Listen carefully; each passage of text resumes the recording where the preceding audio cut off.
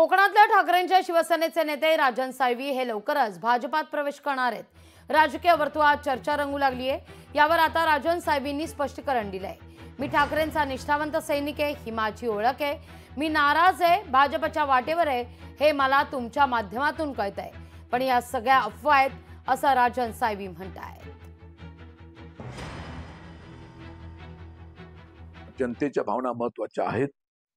या बाबतीमध्ये याच्या आधी सुद्धा अनेकदा चर्चा झाली। मी आता माझ्या मतदारसंघामध्ये रोजच्या कार्यपद्धतीतून जात आहे।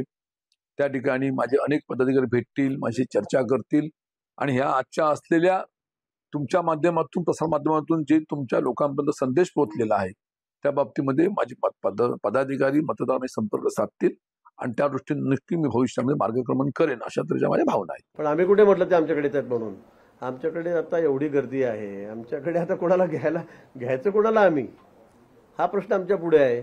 आम्ही कुठे त्यांना म्हटलं, चर्चा कोणी करत असेल तर ते त्यांना विचारा, पण आम्ही कुठे राजन साळवींना कुठे म्हटलं नाही भाजपमध्ये या म्हणून, आणि आमच्याकडे अशी तेवढी जागा पण नाही। आता मला याच्यातली माहिती नाही। नाराज आता निवडणुकीत मला असं वाटतं जय पराजय होत असतो, ही भूमिका सगळ्यांनीच ठेवली पाहिजे। प्रत्येक वेळेस आपण जिंकूच अशातला काही भाग नाही, एखाद्या वेळेस हारणं सुद्धा होत असतं।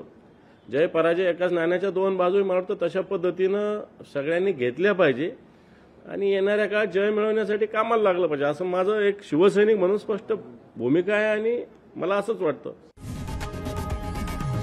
लोकशाही मराठी ऐका, पहा, जागरूक रहा।